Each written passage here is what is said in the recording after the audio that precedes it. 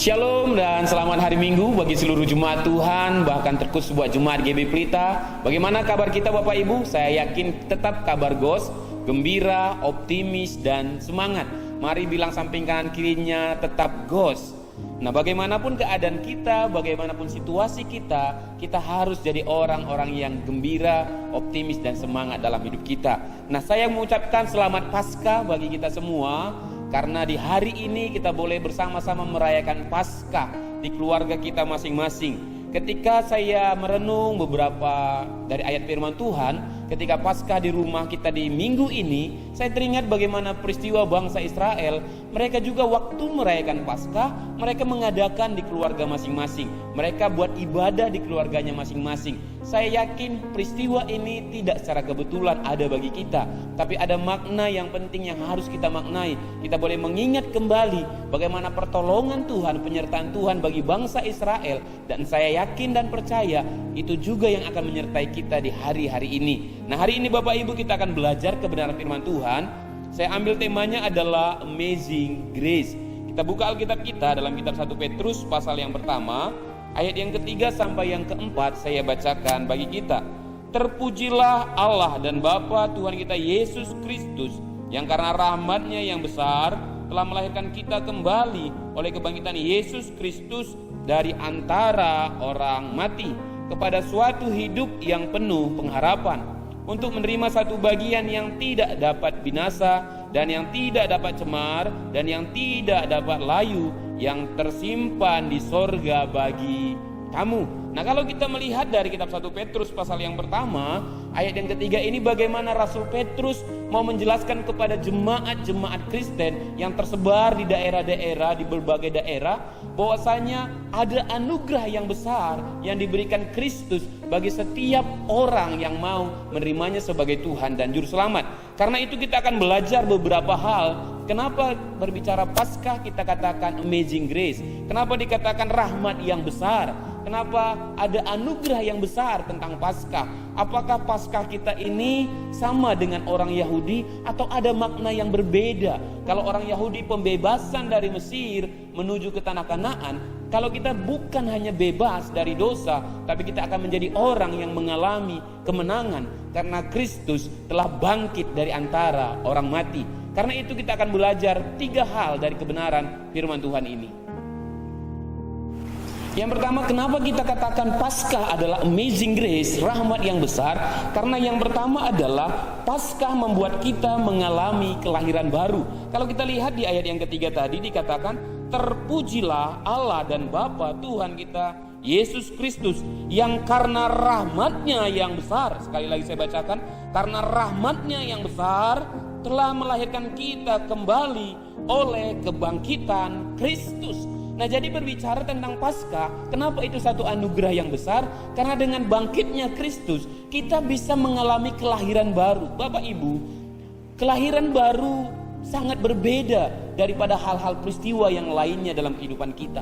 Lahir baru berbicara kita menjadi identitas yang baru. Orang Yahudi ketika dia mengalami Paskah, identitasnya baru, yang dari budak menjadi orang yang merdeka, dari tawanan menjadi orang yang bebas. Nah, bagaimana dengan kita? Kalau kita hari-hari ini terikat, mungkin terikat dosa, keterikatan dengan kebiasaan buruk, mungkin kita belum mengalami lahir baru. Karena itu 2 Korintus pasal 5 ayat 17 dengan tegas mengatakan, jadi siapa yang ada dalam Kristus, ia adalah ciptaan yang baru.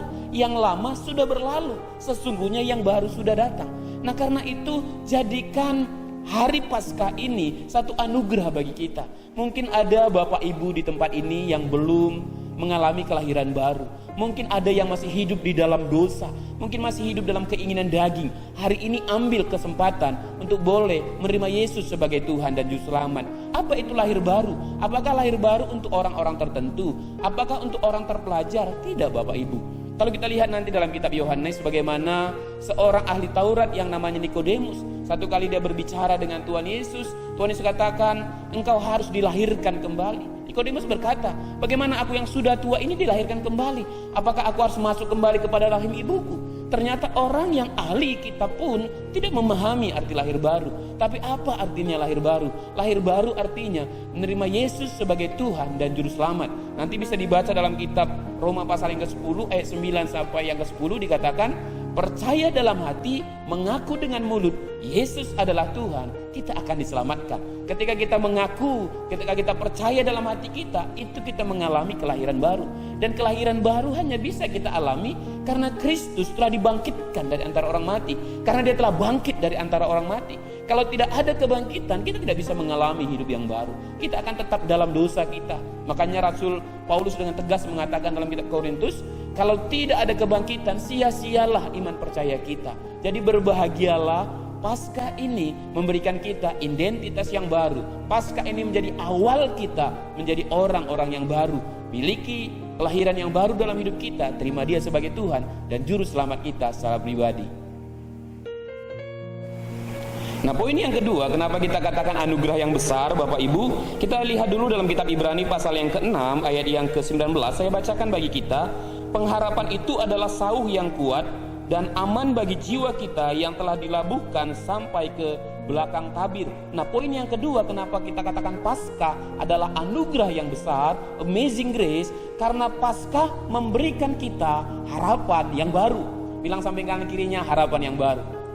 Apakah kita hari-hari ini masih punya harapan? Masih semangat untuk menjalani hari esok? Ataukah sudah banyak yang kita yang sudah putus asa? Sudah ada di antara kita yang hopeless? Mungkin yang mahasiswa bilang, kapan ya kuliah ya? Waktunya harusnya tahun ini aku wisuda, tahun ini harusnya aku nyusun skripsi. Ternyata ada wabah ini sehingga belum pasti kapan aku wisudanya. Padahal udah bertahun-tahun ku usahakan supaya nanti bisa wisuda dengan hashtag pejuang toga. Ternyata mungkin tahun ini sepertinya belum ada. Tapi apakah masih punya harapan? Yang rumah tangga mungkin ada yang bermasalah, ada percekcokan antara suami dan istri, ada pertikaian, ada perselisihan. Masih adakah harapan kita? Ada pemulihan yang Tuhan berikan. Bagaimana dengan keluarga-keluarga yang mungkin punya hubungan yang tidak baik antar anggota keluarga, dengan ayah dan ibu, mungkin anak dengan orang tua? Masih adakah harapan bahwasanya ada pemulihan ketika merayakan tentang Paskah? Banyak sekarang kita, Bapak Ibu, tidak lagi punya harapan dalam hidup. Kenapa? Karena saking banyaknya permasalahan, saking banyaknya pergumulan. Padahal Kristus dengan tegas mengatakan apa? Dalam 1 Korintus pasal yang ke-13 ayat 13, iman, pengharapan, dan kasih. Jadi dalam hidup kita harus ada harapan yang mau kita capai. Tapi punya iman dasarnya dalam menjalaninya, lakukanlah dengan kasih Kristus. Nah, oleh karena itu kalau kita lihat tadi Ibrani pasal yang ke-6 ayat 19 dikatakan apa? Pengharapan itu sauh yang kuat, aman bagi jiwa. Jadi orang-orang yang punya harapan, punya pengharapan, jiwanya tenang. Orang yang punya pengharapan, jiwanya itu damai. Karena dia yakin hari esok itu ada. Kebangkitan Kristus memberikan harapan yang baru. Kalau kita lihat ketika Yesus disalibkan, murid-murid semua meninggalkan Yesus. Semuanya tidak ada yang bersama Yesus kecuali Yohanes. Sedangkan yang lain sudah seakan-akan tidak punya harapan. Mungkin mereka waktu Yesus hidup, waktu Yesus mengajar mereka, mungkin ada yang mereka punya harapan bagus, ingin menjadi orang besar, ingin orang menjadi berpengaruh. Tapi ketika Kristus mati, seakan-akan tidak ada lagi harapan mereka. Tapi waktu bangkit Yesus, waktu Kristus bangkit dari antara orang mati, murid-murid punya harapan yang baru. Terlebih ketika Kristus menyatakan dirinya kepada murid-muridnya. Oleh karena itu Bapak Ibu, mari juga belajar punya harapan di hari depan yang lebih baik. Anak-anak muda bagaimana? Apakah engkau masih punya harapan atau sudah banyak anak muda yang tidak punya pengharapan? Kalau kita tanya kenapa nggak punya pengharapan, Dek? Banyak orang bilang karena udah sering di PHP-in, Bang. Maksudnya di PHP-in apa? Pemberi harapan palsu gitu ya. Sudah diberikan harapan, ternyata tidak jadi. Sudah dijanjikan nanti satu hadiah, ternyata tidak jadi. Sehingga kadang menjadi harapan-harapan palsu yang diberikan. Tapi tahukah kita, Kristus juga memberikan PHP kepada kita. Bukan pengharapan yang palsu, tapi PHP dalam Kristus adalah pemberi harapan yang pasti. Dalam Kristus ada kepastian. Dalam Kristus ada kemenangan bagi orang yang mengharapkannya. Karena itu satu anugerah yang besar. Dengan kebangkitan Kristus kita punya harapan yang baru. Yang ketiga, kenapa kita katakan amazing grace dalam kitab 1 Petrus pasal yang pertama ayat yang keempat, saya bacakan bagi kita Bapak Ibu. Untuk menerima satu bagian yang tidak dapat binasa, yang tidak dapat cemar, dan yang tidak dapat layu, yang tersimpan di sorga bagi kamu. Bilang samping kanan kirinya, tersimpan di sorga bagi kamu. Nah, yang ketiga, kenapa anugerah yang besar? Selain kita mendapatkan keselamatan, kita dapat harapan yang baru tentang kebangkitan Kristus. Yang ketiga yang tidak kalah pentingnya adalah menerima bagian yang tidak dapat binasa. Kita mendapat satu hadiah yang luar biasa, yaitu kerajaan sorga yang tidak akan binasa. Kalau kita mendapatkan hadiah, misalnya boneka waktu ulang tahun, pasti sangat excited, sangat sukacita. Padahal itu mungkin setahun 2 tahun akan hancur. Kalau mungkin diberikan emas, mungkin nggak hancur, tapi mungkin bisa digadaikan dan lain sebagainya. Tapi kalau kita mendapatkan kerajaan sorga, tidak ada satupun yang bisa menggantikannya. Tidak ada satu orang pun yang bisa menggagalkan itu terhadap diri kita. Nah, karena itu ketika Yesus bangkit, ketika dia menyatakan kebangkitannya, ada harapan yang baru, tapi kita juga diberikan satu anugerah yang besar, yaitu kerajaan sorga menjadi bagian kita. Kenapa kita bisa semangat menjalani hidup ini? Karena Kristus sudah bangkit. Kita percaya dia menyiapkan yang terbaik bagi kita.